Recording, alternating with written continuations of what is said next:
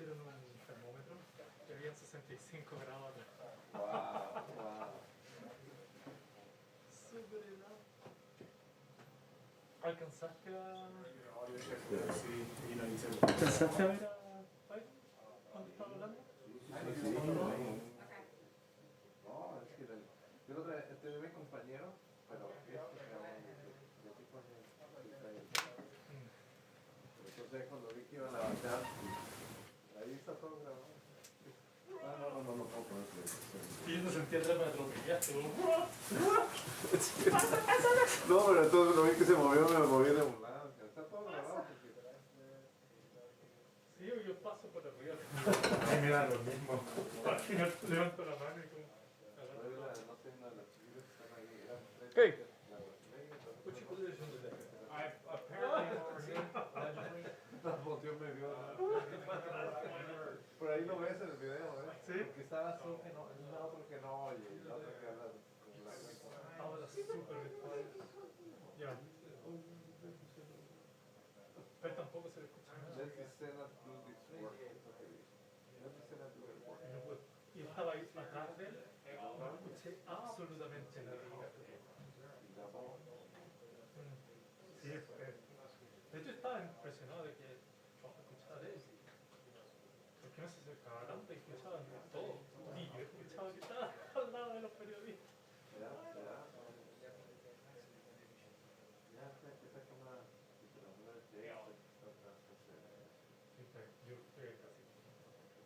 Sorry, drove to 7. Did she do a briefing? She did do a briefing yesterday.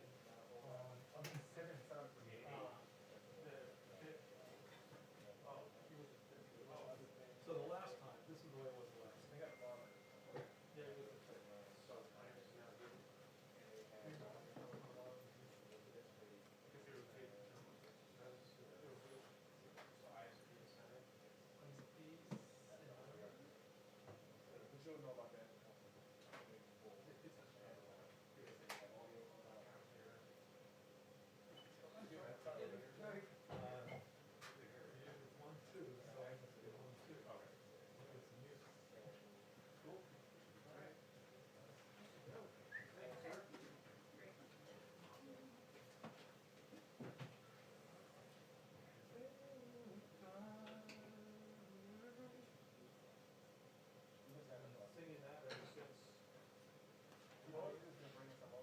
I had that song in my head when we went to Walter Reed. You know, I don't know, I woke up in the morning with that song in my head. And in the back of it, everybody was singing it and it was like, ah!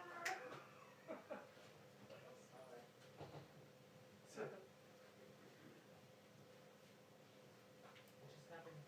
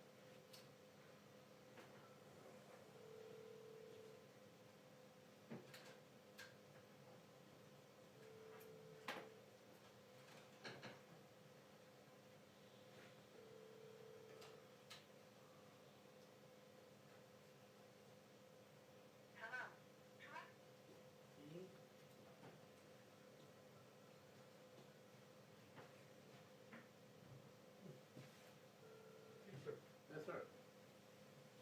Do you have your Sony unit that's good? Yep. Can I take a look at it? Jay has him in the mixer. Oh, okay. Well, because I gave him the cube. He said, I think you're the one who's. You can adjust the power to low or high. So I talked with Ed Lewis. Did he have problems? Yeah, he says he doesn't have any problem. Yeah. But I never have problems with mine. I mean, I don't think we have problems. So you could check the power output bar. Before you turn on, push setting button, then push the power on. And then you go down the list and you can. You know, that, like that question mark is open, and so you're going out to all the pools, everyone's just. Does everyone understand technical They terms? all want, they all wanna know what you're talking about. Right. Afterwards, I just want to take a look at his good Sony and see if the output power is at high. There are two levels. You can say low or high. That might help explain for Well, your you. batteries keep Where you on have your being- mixer, Jay? Oh, no, we'll do it after. Also, in the future, On channel 2, the red is right. The question normally goes, channel 2, they know that, am I gonna change the thing? 1, 2, 3. Why? Alright, she's on channel 2, Just switch it, Briefing is on because channel 1. everyone's, Thank you. all the other nets you program on Yes, sir, one. yes, sir, come back. I'll send you Tony, each question. Because, Sorry. Okay. We got time, we got time. complaining to me, because then their editors have to. Yeah, it's easy.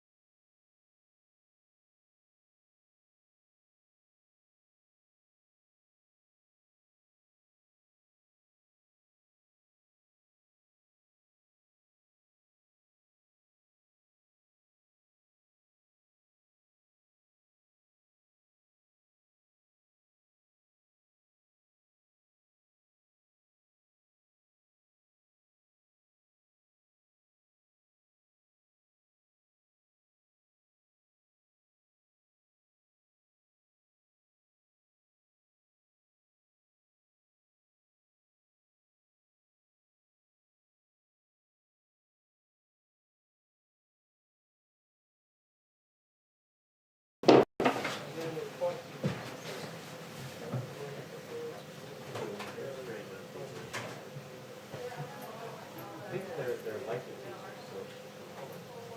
It's like they just were forgotten. Yeah, it is a lot.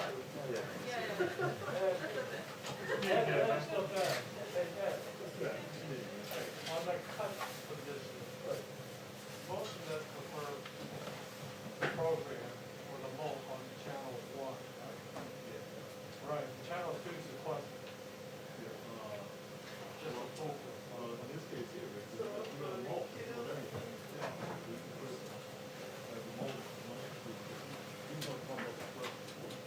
Just for the full question, not use that one.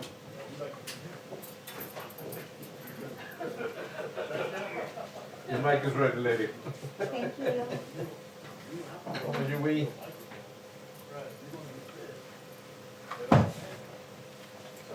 So the answer, he's saying is channel 1, the multi channel 1. The mulch is channel 1. All right, all right. Welcome aboard. Oh, that's Well, the reason the question came up because when we were unilateral, and this is back in the old days, where, and I know it's not, we're not unilateral, so this doesn't, I know that. Thanks again for your comment there. Oh, my pleasure. It doesn't matter. No, that was wonderful. They always do. That's why we love big ones. Talk to me a little bit, please. Hello, Victor. Mic check 1, 2, 3, 4, 5, 6.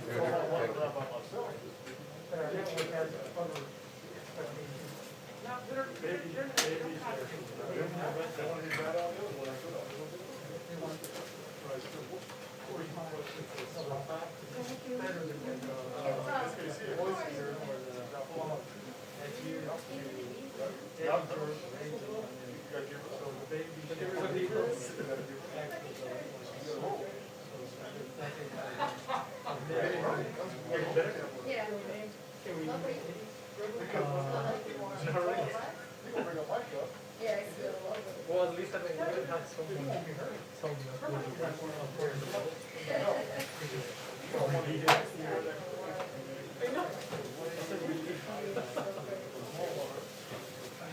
You're getting everything, channel 1, and on both channels, and then on channel. No, dear.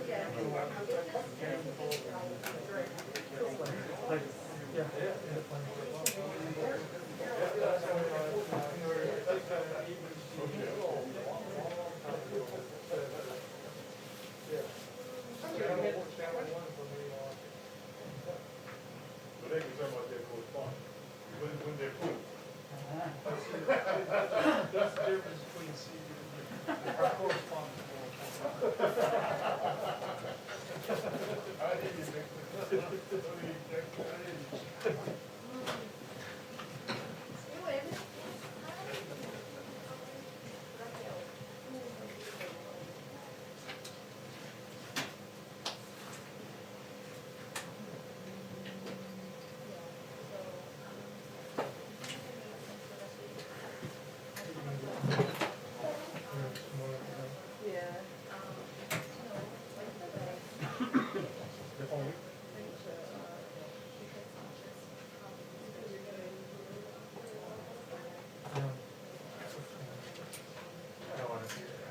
Everything has to, of course. If you want to step a few steps that way, I can get the seal behind you.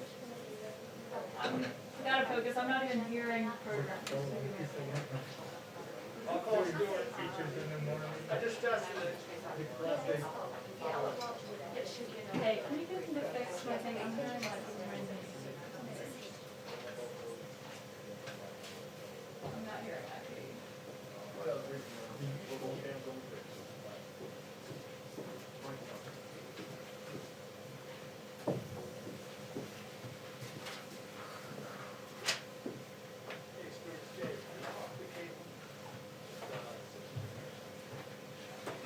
Hey, gotcha. Thank you for fixing that.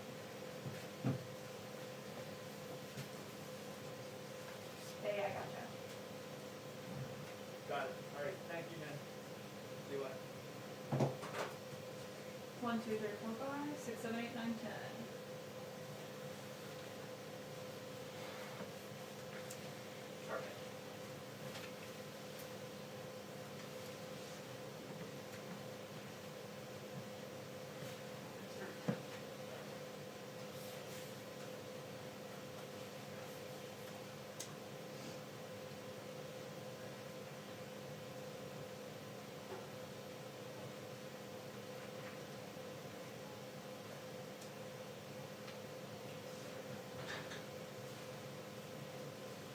Hey, Kate, can you step like 3 steps that way? Keep going. That's better. Great.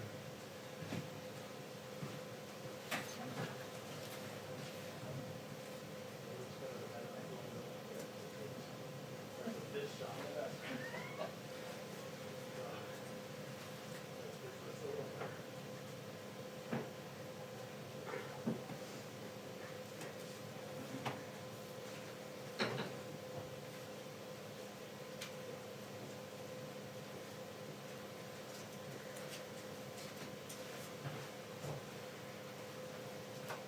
Hi. How are you?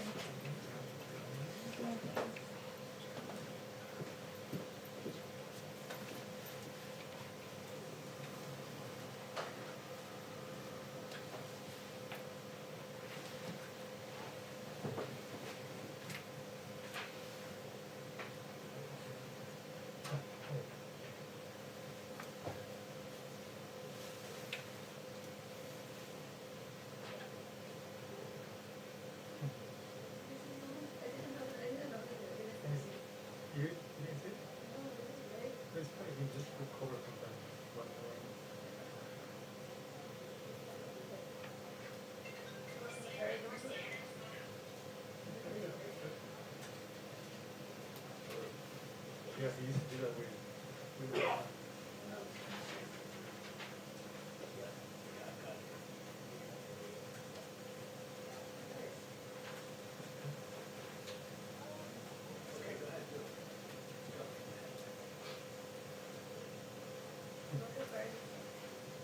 oh my god, it was so close. It's up on your phone.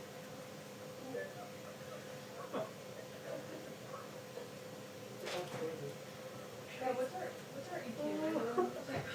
Oh, that's fun.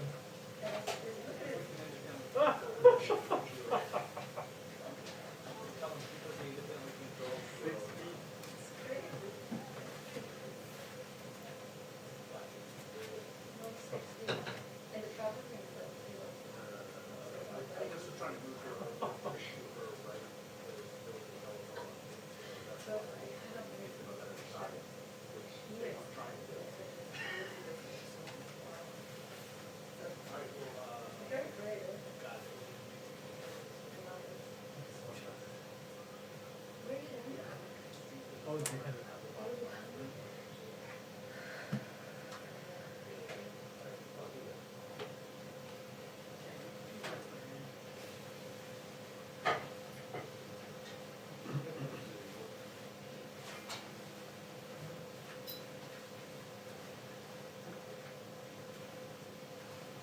Is it okay now though?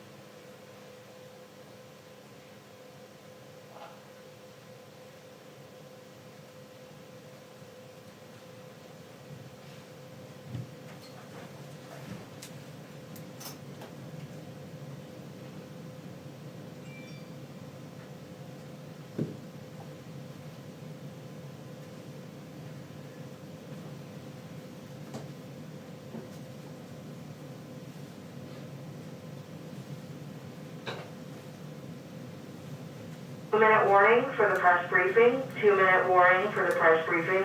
Thank you.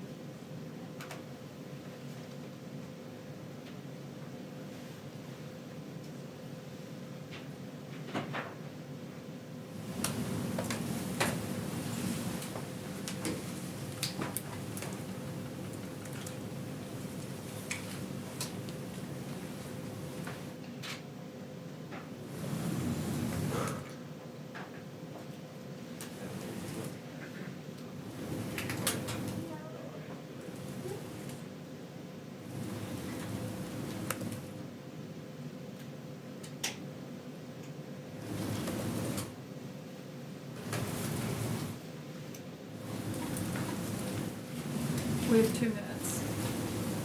Probably a minute and a half now.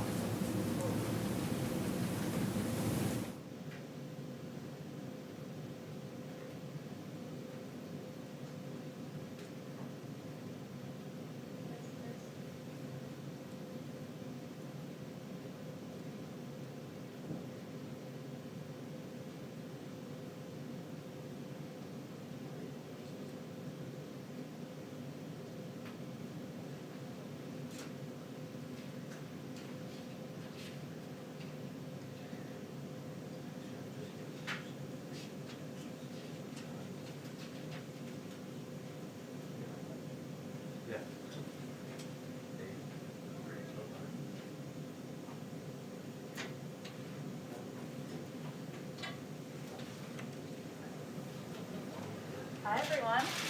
Hi.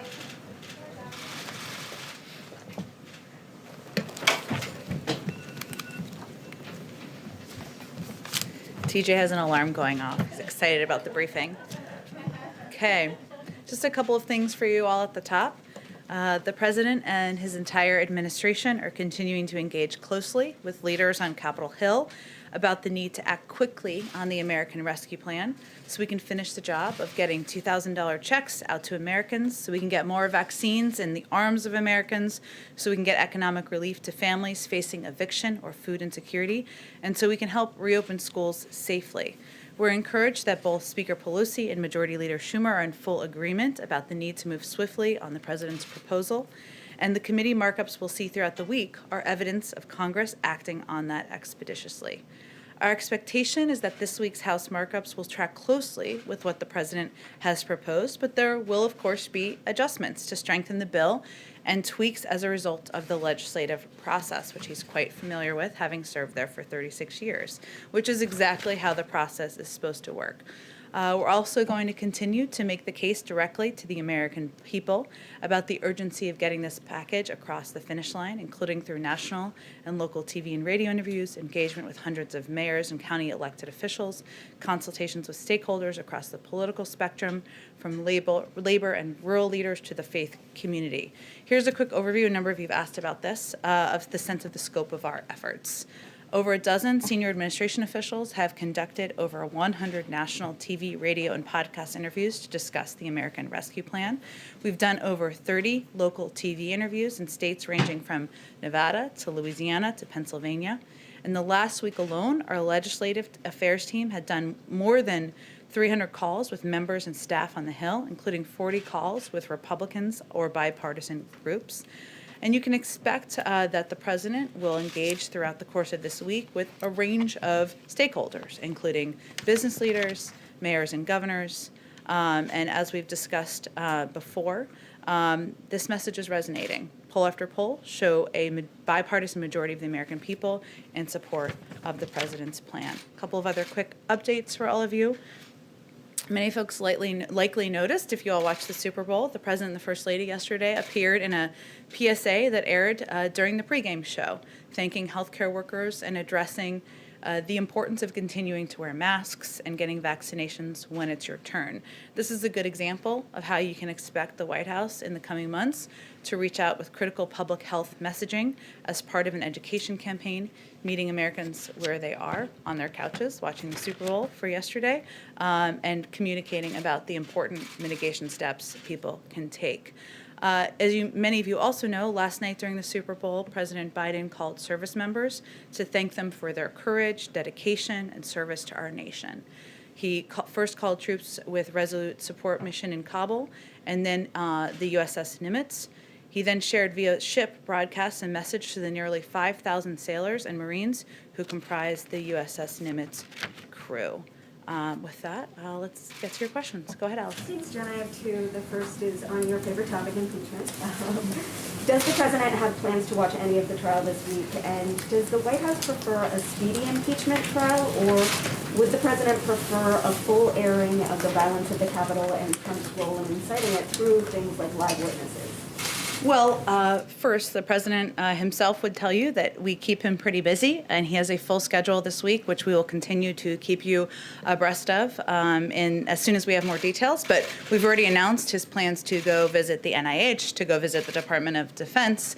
As I noted, he will be engaging with business leaders, mayors, and governors, and of course, continuing to make the case and have conversations with Democrats and Republicans directly about his hopes and plans for the American Rescue Plan moving forward as quickly as possible. So I think it's clear from his schedule and from his intention, he will not spend too much time watching the proceedings of any time over the course of this week. He will remain closely in touch with Speaker Pelosi, Leader Schumer, a range of officials on the Hill about his plan, and that's exactly what they want him to do, is to remain focused on that. And he will leave the pace and the process and the mechanics of the impeachment proceedings up to members of Congress. And President Biden said there's no need for Trump to receive intelligence briefings. Has Trump requested any? Has he received any? And is that the official decision, or who is that decision left up to? Well, the president said when asked that there was no need for him to receive them, and he referenced, of course, his erratic behavior, which I think many Americans would agree with him on. He was expressing his concern about former President Trump receiving access to sensitive intelligence. But he also has deep trust in his own intelligence team to make a determination about how to provide intelligence information if at any point the former president requests a briefing. So that's not currently applicable, but if he should request a briefing, he leaves it to them to make a determination. Go ahead. Oh, sorry, I've been meaning to go to Reuters next, so we'll go right to you next. Go ahead. Thank you so much. So you mentioned that there will be adjustments, or there could be adjustments to Sure. the ARP.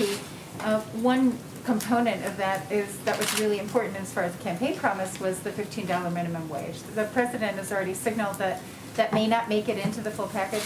How important is that measure still to the White House, and how will you get it done? And then also the other thing that came up this weekend is looking at tweaking the level of who gets the stimulus checks. And Janet Yellen mentioned 60,000. Can you explain who gets left out, right? You know, if you get the 60, who is between the 60,000 and the 75,000? Sure. Well, in the first question, the president remains firmly committed to raising the minimum wage to $15. That's why he put it in his first legislative proposal, and he believes that any American who is working a full-time job, trying to make ends meet, should not be at the poverty level. And it's important to him that the minimum wage is raised. He was referring this weekend to, as you noted in your question, the parliamentary process. Obviously, it's the most likely path at this point is through a reconciliation process. There is a parliamentarian who will make decisions about what can end up in a final package. And that was certainly what he was referencing in his comments. In terms of what the options are, we'll see what the parliamentarian decides, and then we'll see what additional options are, but we're getting a little ahead of where we are at this point in the process. I'm sure we can continue to have a discussion about it in here. And then say your second question one more time. 60,000. Sure. Well, one of the pieces that the president has talked about is his openness to engaging and having a discussion about what is called, kind of the unofficially called, I guess, the scale up, right? So his proposal, as you know, had proposed $1,400 checks to make the $2,000 whole. He had proposed kind of a threshold. There's a discussion right now about what that threshold will look like. Conclusion hasn't been finalized. That will be worked through Congress. But either way, his bottom line is that families making $275,000, $300,000 a year may not be the most in need of checks at this point in time. But whatever the threshold is, there will be a scale up. So his view is that a nurse, a teacher, a firefighter who's making $60,000 shouldn't be left without any support or relief either. It's just a question of sort of where the scale up looks like, what it looks like in a final package. But it's still being negotiated at this point in time. Jen, if I could just ask you on the $15, you know, it doesn't make it much harder to get it through if you don't attach it to this COVID relief bill. I mean, does that really, and then the CBO is saying that in fact, if you did go through with it, that you know, it would lead to a 0.9% reduction in the number of jobs. Well, I heard about the CBO score as I was walking out here, so I haven't talked with our economic team about that specifically. And at this point in time, it's still working its way through the process in Congress, and the parliamentarian still has to make a determination about what will be in a final package. I promised I'd go to you first. Thanks, Jen. Next, I should say. Go ahead. Thank you. I have a couple questions on COVID, but I would like to start with Iran. Sure. President Biden said that the U.S. would not lift sanctions first and that Iran would have to stop enriching uranium before negotiations could resume. But since then, the Supreme Leader has said that the U.S. has to act first and roll back sanctions in order to re-engage. Is this a non-negotiable point for President Biden? And if so, how do you get out of this stalemate? Well, just to be very clear, the president never said that exactly. It was stated by the interviewer, Norah O'Donnell, who did the interview, and he didn't respond to the question. So the president's position is that if Iran comes back into full... I think if we were announcing a major policy change, we would do it in a different way than a slight head nod. But overall, his position remains exactly what it has been, which is that if Iran comes into full compliance with its obligations under the JCPOA, the United States would do the same. And then use that as a platform to build a larger and stronger agreement that also addresses other areas of concern. And that would, of course, be done with our P5+1 partners, as it was done when we were putting together the JCPOA in the first place. So what's the response to Iran's argument that it was actually the U.S. that violated the JCPOA by abandoning it, and therefore it's the U.S.'s burden to re-engage? Well, those were actions of the former administration, as you know, and President Biden, of course, was a part of an administration that were advocating for the plan to be put together to begin with. But I think his position, the position of our national security team, and the position that he's been in discussion with our partners about, or I should say conveying to our partners, is that it's really up to Iran to come back into full compliance and with its obligations under the JCPOA. And at that point, we could move the discussion forward. Thank you. And Sure. COVID, can you talk about the concrete steps the administration's doing to target and stop the spread of the variants we keep hearing about? Does that include surging vaccines to areas impacted like South Florida or California with the B117 strain? Well, I know for those of you, and I know we had a lot of briefings today, who had the opportunity to participate in the briefing with some of our medical and health experts. They talked about the importance of not only vaccination, getting the vaccine when you're eligible, that is a protective step, obviously, and also abiding by a number of the mitigation steps that our health experts have recommended. But beyond that, I'm not going to go beyond the advice of our health and medical experts at this point in time. Go ahead, Caitlin. Two questions for you. One, on the minimum wage, you're saying it's up to the parliamentarian to make a decision about whether that can be included in here. Of course, we know Senator Sanders said they're still waiting on that, but technically the vice president could overrule the parliamentarian on this, and it hasn't happened in a long time, but is that an option the White House is considering? Would President Biden want Vice President Harris to overrule the parliamentarian to include this in this package? Well, I'm not aware of that being allowed. I'd certainly take you at your word. I think our view is that the parliamentarian is who is chosen typically to make a decision in a nonpartisan manner in terms of what can be included in a package that goes through reconciliation is the proper process for this to journey through. So when President Biden told CBS that he did not think it was going to survive, who had told him that it wasn't going to make it through likely?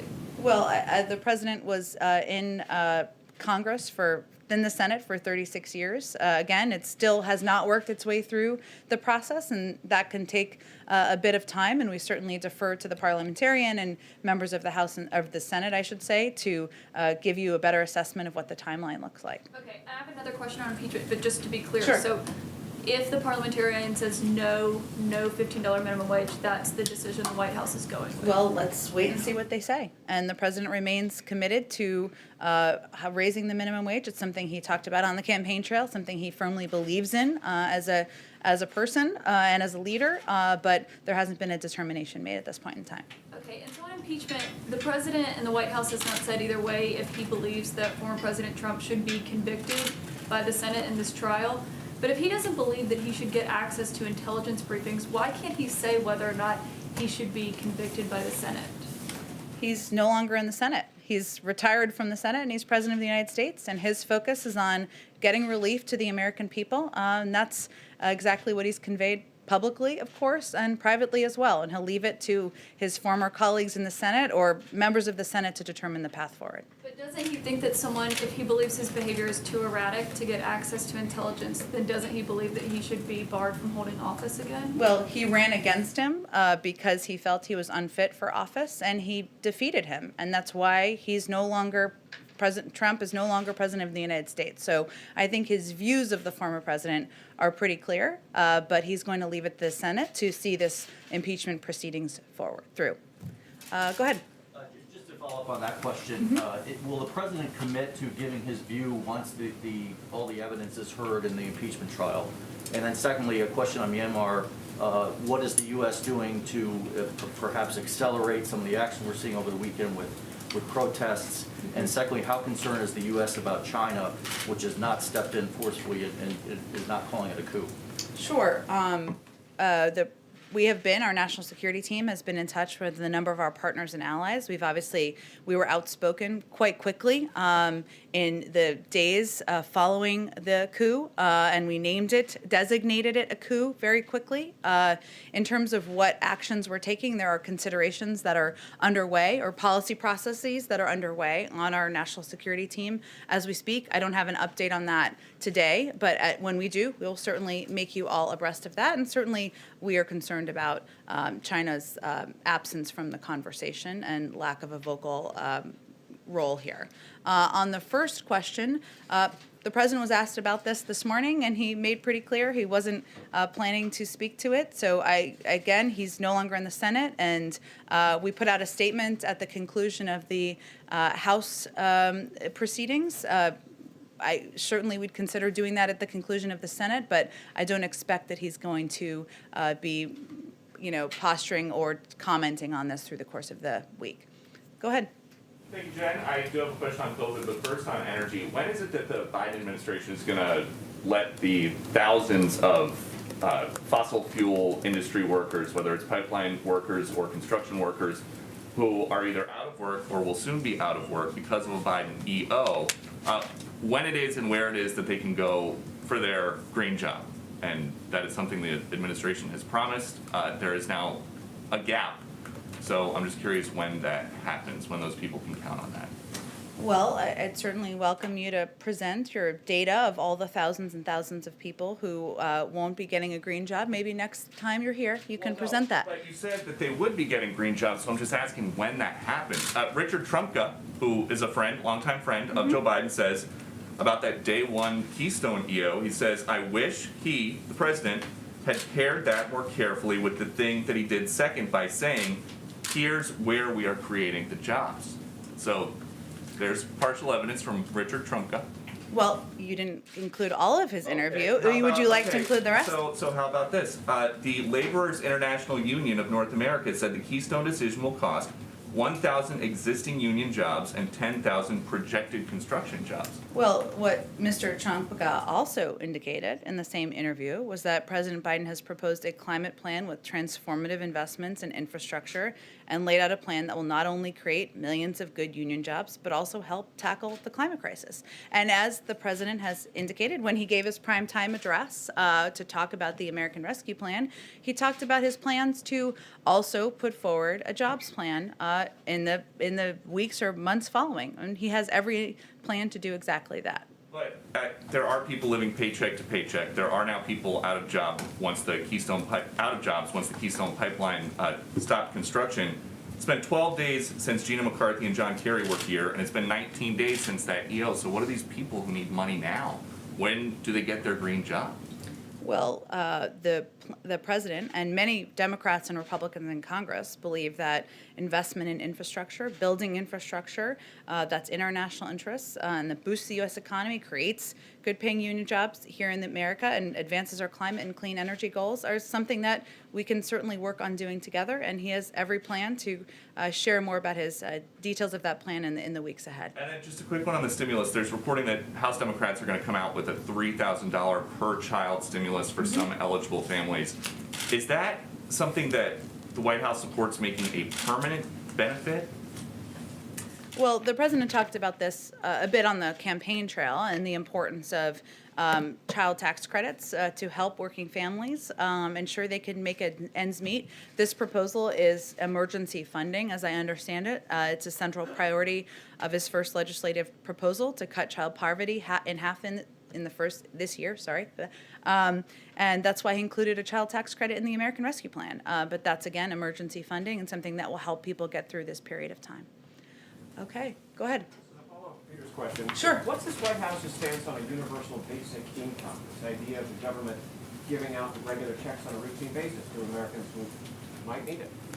I know that's been proposed by a number of people, including some on the presidential campaign trail. I don't have anything more for you on it. I'm happy to check with our economic team if that's something that they're looking at all. As a corollary to it, do you agree with the need that many on the Hill, and not just Democrats, are expressing that there ought to be these enormous, well, no, I won't say enormous, but $3,000 or $4,000 per child checks for families right now? as I tried to just indicate, I mean, the president supports the proposal that Representative Neal and others have put forward to ensure that there is money in the package that helps bring relief to families in the form of a child tax credit. That's something he certainly would support. Go ahead. Thanks, Jen. I have two questions. One of the other things that Secretary Yellen said yesterday is that the president is open to a mandate on family leave and child care. Is there a timetable on that? I don't have any more details or a timetable for you. Certainly, as a father himself, this is an issue that he has spoken about in the past, but I don't have any more details at this point in time. And also, yesterday, did the president or did the White House have any concern about what we all saw on TV from Tampa about the thousands of people out celebrating and without masks? Any concern there? Certainly. I mean, the president, I haven't spoken with him specifically about the events of this weekend, but, he did a PSA yesterday with Dr. Biden, making clear that social distancing, that mask wearing, that getting the vaccine when you have the opportunity to get the vaccine are vital steps to keeping more Americans safe and saving more lives. And certainly, we know the Super Bowl looked not like different from what it has in the past, and he also conveyed that he's hopeful that next year will be a moment where everybody can celebrate and party. But he is, of course, concerned when there are pictures and photos, we all are, that show many, many people without masks in close distance with one another at the height of a pandemic. Go ahead. Jen, I have two questions. First, President Biden said in the CBS interview that he hadn't spoken to President Xi yet because he hadn't had an occasion to talk to him. There's no reason not to call him. But has there been, is it actually part of the strategy to not call him yet and to hold off on that in hopes of kind of sending a message to China that President Biden is not going to, try to work really hard to curry favor? Is there something happening there?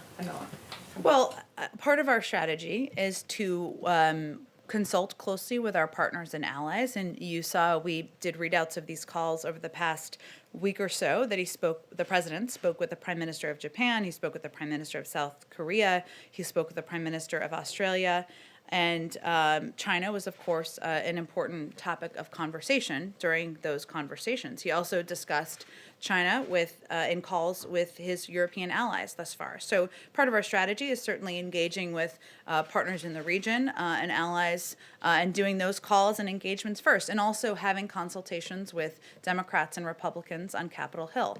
I know I can't say this forever, but we've only been here 2.5 weeks. He has not called every global leader yet. He's not had engagements with all of them, and I'm sure he will do more of that in the weeks ahead. President Putin, who is somebody who is not quite an ally. Certainly not. So, and that was more than a week ago at this point. So, yes, but he had that conversation in part because there was a timeline for New START and the deadline that was approaching with New START. And during that conversation, he made very clear that there are significant concerns the administration has about the reported actions of the Russian government. But for the most part, his other calls have been with partners and allies in the region, in Asia, and in Europe as well, at this point in time. And then on something else, Ron Klain said on January 21st that the administration was going to try to build what he described as a national clearinghouse for information about the COVID vaccine.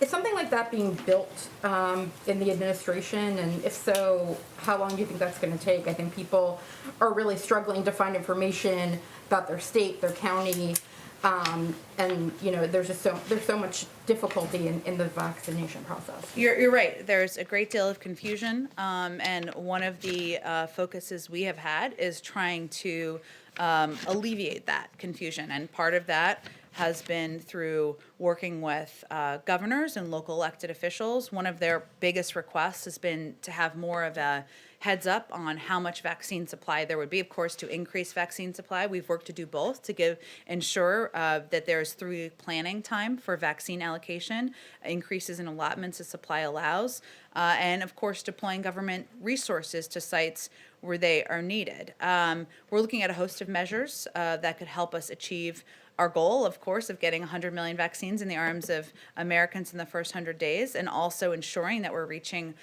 communities where there are higher levels of vaccine hesitancy. But the president has directed his team to use whatever tools and resources necessary to get the job done. So there are a range of options under consideration, but I don't have any updates for you on that particular proposal.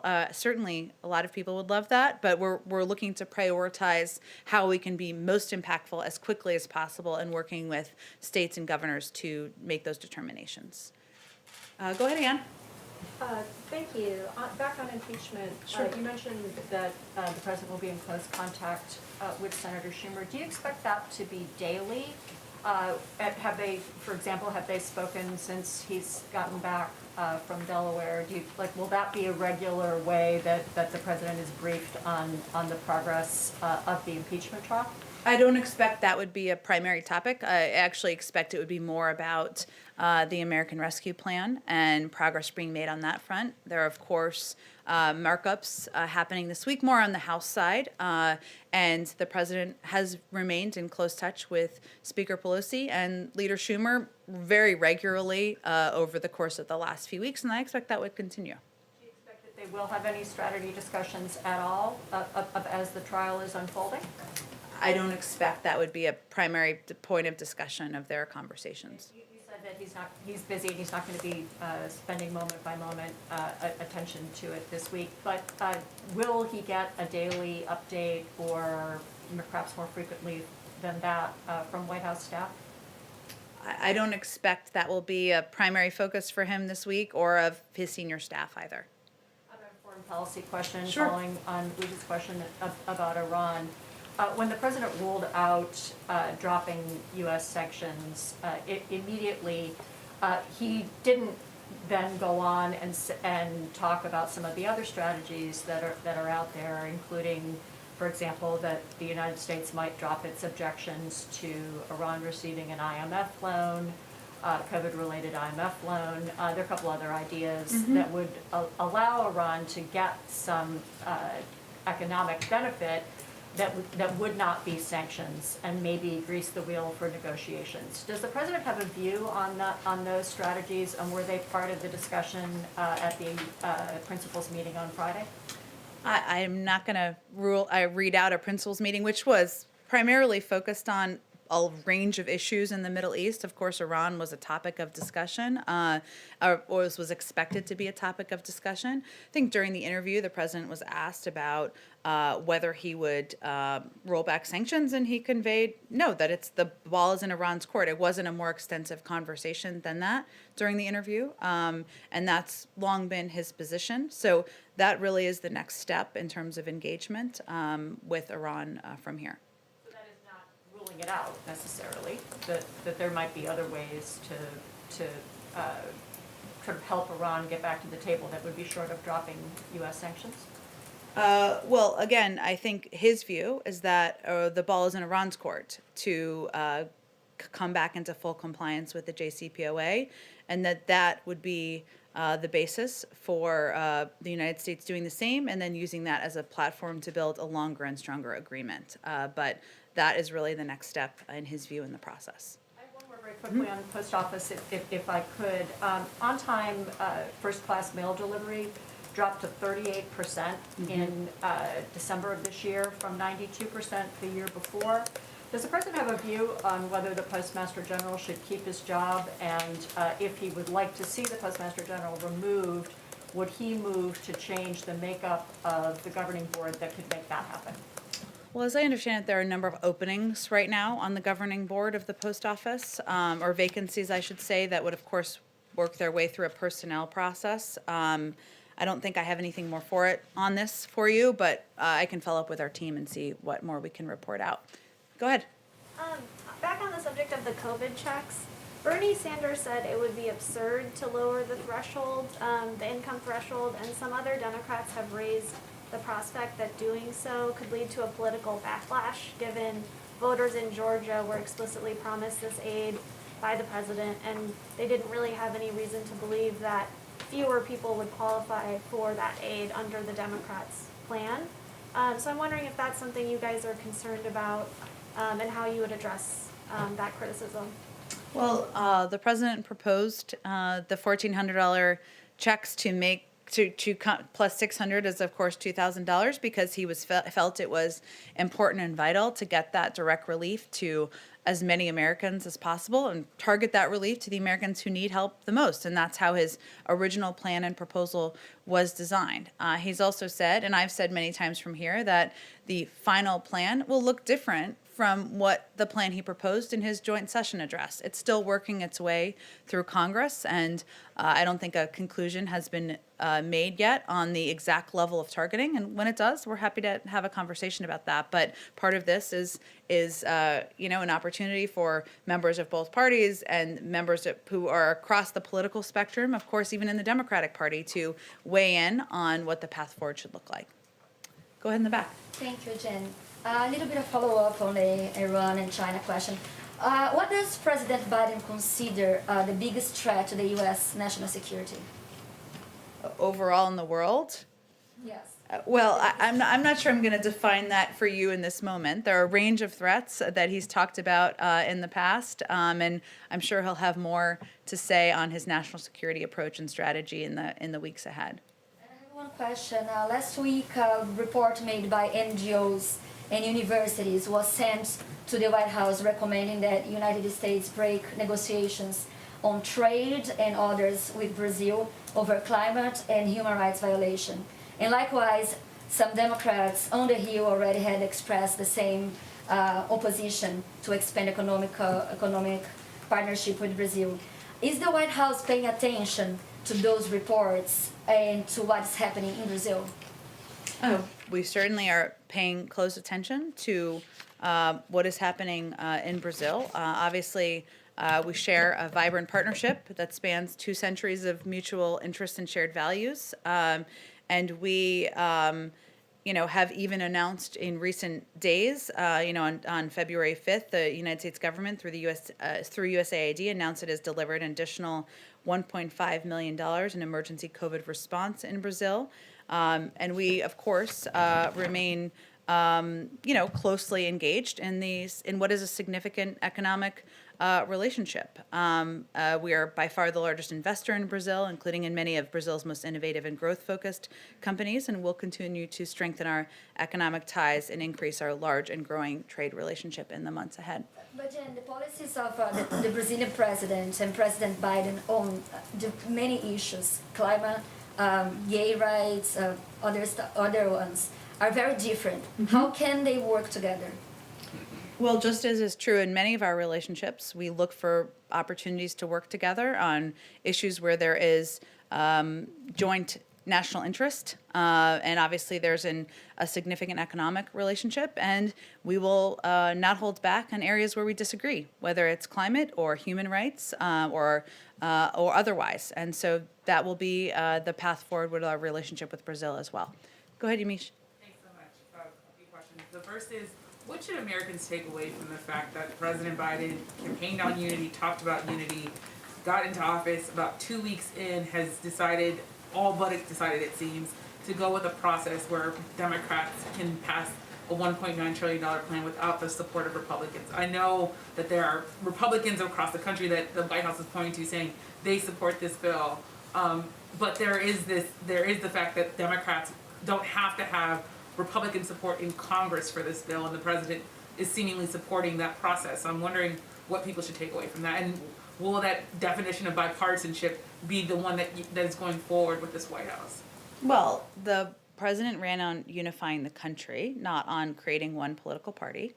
But I will note that 16 of the last 21 reconciliation bills that have gone through Congress have been bipartisan.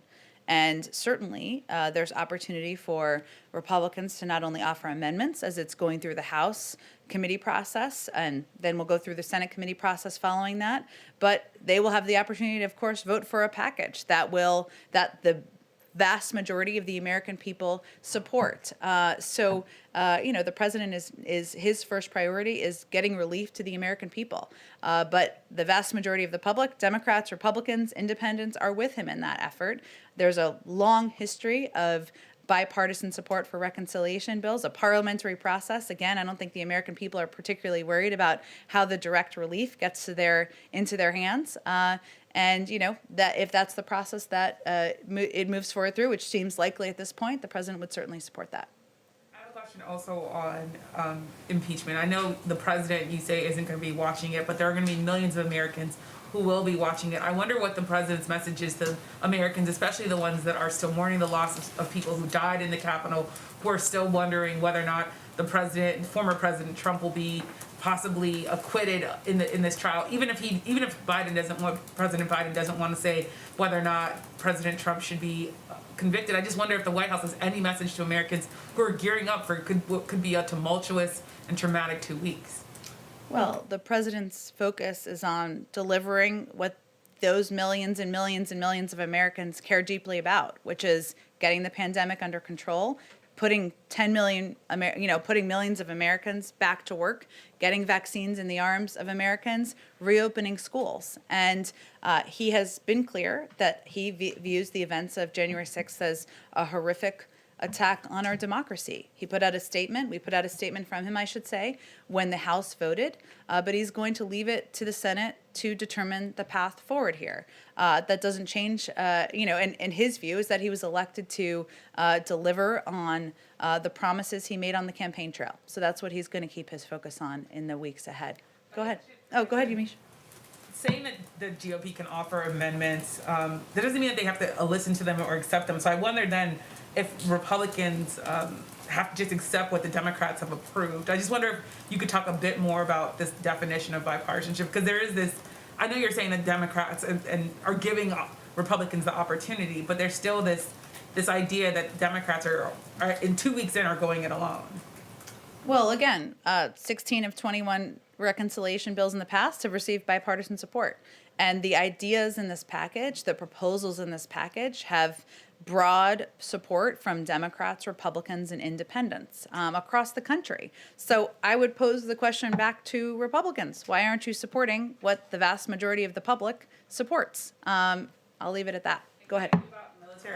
Oh, sure, go ahead. Completely It's okay. different, but we can switch topics. It's fine. Go ahead. A completely different topic, which is Defense Secretary Lloyd Austin wrote his first memo on January 23rd that the president had ordered a 90-day commission to pursue solutions to sexual assault in the military. I'm wondering if you could talk a little bit about if that's a White House commission, a defense commission, who picks the commissioners, anything more you can say about that commission that's supposed to be looking at sexual assault in the military.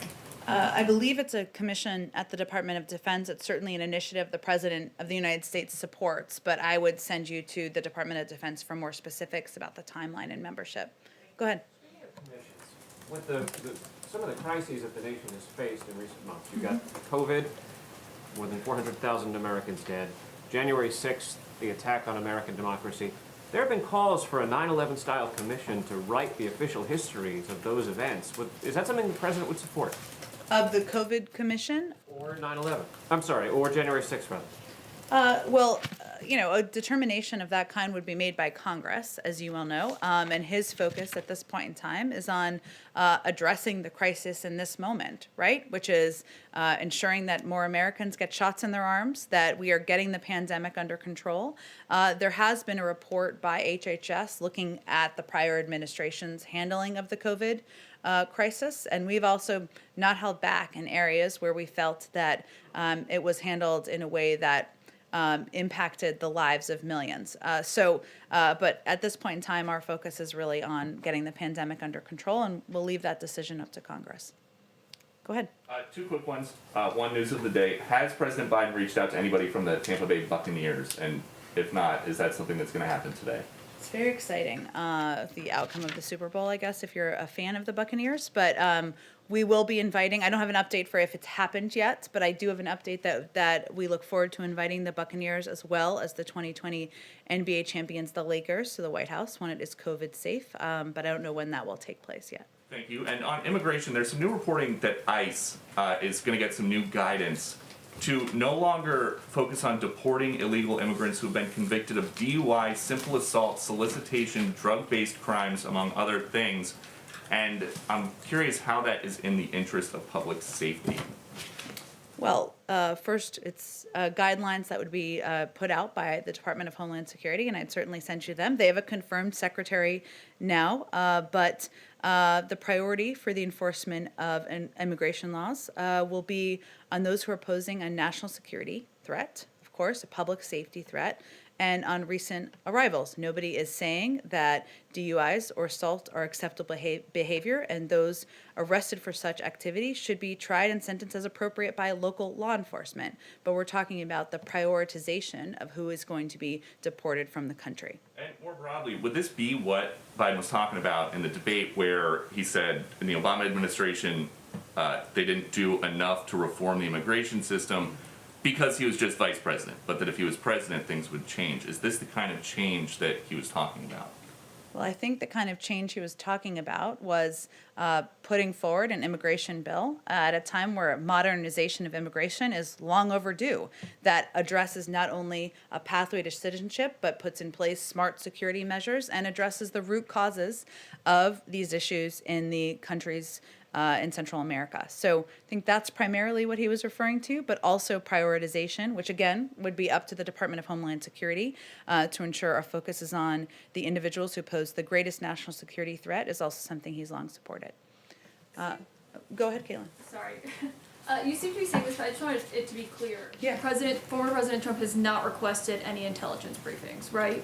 Not that I'm aware of, but I would point you to the intelligence community and the ODNI for more specifics. And to follow up on that, why is there a reason Morgan Muir is no longer leading President Biden's daily intelligence briefings? I believe he's overseeing the process of preparing materials, but I don't have any more details. I'd point you to ODNI on that as well. Okay, so there's no reason you know that he's not leading the in-person briefings. He's assembling the daily brief, Yeah. he's not leading them in person. Which is a very was. important role to play and very labor intensive, but I would point you to them for more specifics on the briefings and who will be providing the briefings. Go ahead. Thanks, Jen. I have two questions. One's a quick follow on Sure. impeachment. Aside from the particulars of this case, does President Biden think it's constitutional to impeach and convict a former president who is no longer in office? I'm just not going to have any more for you on weighing in on impeachment. I appreciate it's a big story, but our focus is on the American Rescue Plan and delivering for the American people. Got it. I do have a Yep. COVID crisis related question. Go ahead. Because the attacks in the Asian American community continue to rise, and over the weekend there were some videos that went viral because elderly Asian Americans were really attacked and in a way that is difficult to watch. And I wonder, other than the presidential memorandum, is President Biden going to take any further actions to address this problem, and has he seen the videos? I'm not aware that he's seen the videos, but he is concerned about the discrimination against, the actions against the Asian American community, which is why he signed the executive order and why he's been outspoken in making clear that, attacks, verbal attacks, any attacks of any form are unacceptable, and we need to work together to address them. But obviously, the executive order is something he did very early in his administration. It's still early, but even earlier, because he felt it was so important to put a marker down. Is there anything more that can be done, like offer DOJ or FBI assistance to local law enforcement authorities? I mean, I'd certainly defer to, we would support, of course, additional action on a local level or federal level, but I would send you to DOJ or FBI for any further specifics on that. Thank you, everyone. See you tomorrow. Thank you.